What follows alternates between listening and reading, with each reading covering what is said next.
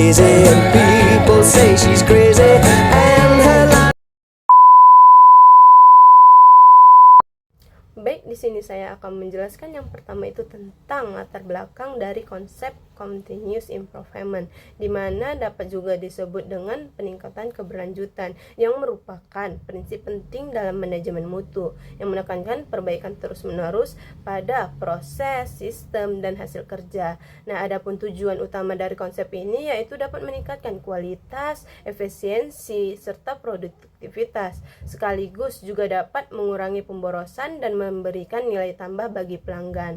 Nah, adapun filosofis dari konsep ini bukan hanya metode teknis, tetapi juga budaya manajemen yang melibatkan seluruh lapisan organisasi, mulai dari manajemen puncak hingga karyawan operasional. Adapun konsep dasar dari continuous improvement ini yaitu continuous improvement ini merupakan pendekatan sistematis untuk perbaikan kecil namun berkelanjutan dalam jangka panjang. Nah, tujuannya itu dapat meningkatkan kualitas produk, menekankan biaya, mempercepat proses, dan meningkatkan kepuasan pelanggan. Menurut para ahli, yaitu menurut Deming, continuous improvement ini yaitu bagian dari total quality management atau TQM. Nah, hanya berfokus pada kualitas dan kepuasan pelanggan. Adapun menurut Juran, yaitu continuous improvement ini mengurangi kesalahan, menekankan pemborosan, meningkatkan produktivitas. Menurut Auckland pula, continuous improvement ini harus menjadi budaya organisasi, bukan sekadar proyek. Jadi, inti dari continuous improvement ini yaitu bukan hanya sekadar strategi teknis, tetapi juga mindset organisasi yang menuntut komitmen, konsistensi, dan partisipasi kolektif agar dapat mencapai keunggulan bersaing secara berkelanjutan. Adapun metode dari continuous improvement yang umum digunakan yaitu yang pertama PDCA, yaitu Plan, Do, Check, Act, yang dikembangkan oleh W. Edwards Deming, yang merupakan siklus sederhana dan iteratif untuk perbaikan berkelanjutan. Pengertian dari Plan, Do, Check, Act ini yaitu Plan, identifikasi masalah dan rencana solusi, sedangkan Do, uji coba solusi dalam skala kecil, Check itu evaluasi hasil dan bandingkan dengan target. Yang terakhir itu Act, yaitu tetapkan standar baru atau ulangi siklus. Yang kedua itu metode Kaizen. Nah, Kaizen ini merupakan filosofis Jepang yang menekankan perubahan kecil secara konsisten dan melibatkan semua level organisasi. Kaizen ini berfokus pada penghapusan pemborosan. Nah, Kaizen ini menggunakan alat sederhana seperti 5S, Quality Circle, dan Standard Work. Kaizen ini dapat membangun budaya kerja disiplin, adaptif, dan berorientasi jangka panjang. Yang ketiga ini metode dari Six Sigma. Six Sigma ini dikembangkan melalui Motorola, dipopulerkan dengan JE. Nah, Six Sigma ini yaitu berbasis data dan statistik untuk mengurangi variasi atau cacat. Nah, target yang diperoleh itu mencapai 3,4 cacat per sejuta kesempatan. Adapun metode yang diperoleh oleh Six Sigma yaitu Define, Measure, Analyze, Improve, dan Control. Kekuatan yang dimiliki Six Sigma yaitu presisi analisis, sedangkan kelemahan yang dimiliki Six Sigma yaitu butuh biaya dan pelatihan khusus. Baik, segitu aja penjelasan dari saya. Penjelasan selanjutnya akan dijelaskan oleh teman saya. Prinsip continuous improvement terbagi menjadi 6 macam, yaitu berorientasi pada pelanggan, melibatkan seluruh karyawan, menggunakan pendekatan sistematis, berbasis data dan fakta, perbaikan berkelanjutan bukan sementara, dan melakukan perbaikan berkelanjutan dengan teknik mengapa dan teknik benchmarking. Oke, pada kesempatan ini saya akan memaparkan bagian studi kasus, yaitu penerapan continuous improvement di Toyota Motor Corporation. Toyota dikenal sebagai salah satu pelopor penerapan continuous improvement melalui konsep Toyota Production System yang berlandaskan filosofi Kaizen.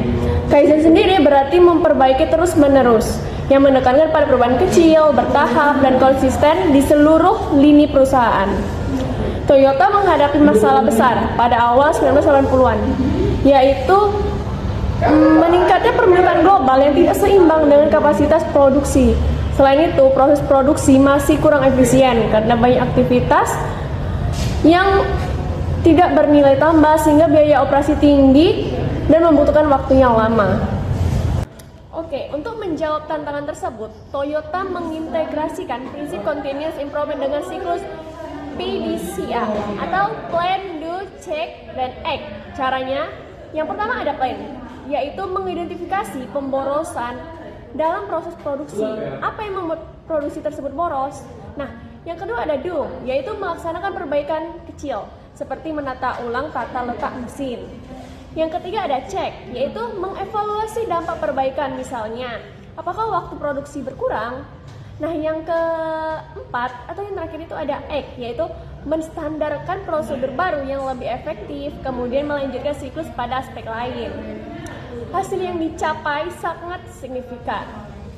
Waktu produksi berkurang hingga 30%, biaya operasional menurun, tingkat cacat produksi menurun drastis, dan kepuasan pelanggan meningkat. Nah, hal ini menjadikan Toyota tidak hanya efisien secara internal, tetapi juga mampu menjaga reputasi globalnya sebagai produsen mobil berkualitas tinggi.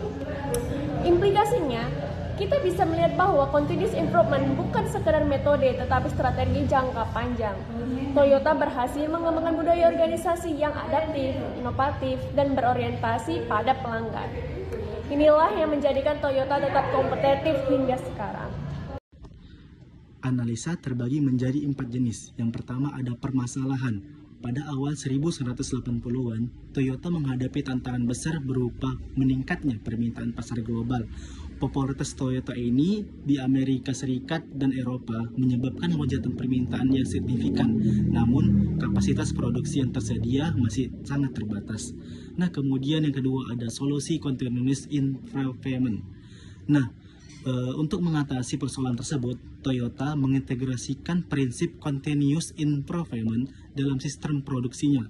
Toyota kemudian mengadopsi siklus PDCA ke dalam Toyota Production System, sehingga setiap aktivitas produksinya tidak pernah lepas dari proses perencanaan, pelaksanaan, evaluasi, dan standarisasi perbaikannya.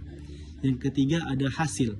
Nah, hasil ini penerapan continuous improvement di Toyota memberikan hasil nyata yang terukur. Salah satu di antaranya adalah kepuasan pelanggan yang terus meningkat. Karena produk Toyota tidak hanya berkualitas lebih baik, tetapi juga mampu berproduksi dengan konsistensi tinggi dan harga yang lebih kompetitif. Nah, yang terakhir itu ada implikasi. Implikasi ini maksudnya adalah kasus Toyota ini memperlihatkan bahwa continuous improvement tidak hanya berfungsi sebagai metode peningkatan efisiensi, tetapi juga sebagai strategi bisnis jangka panjangnya.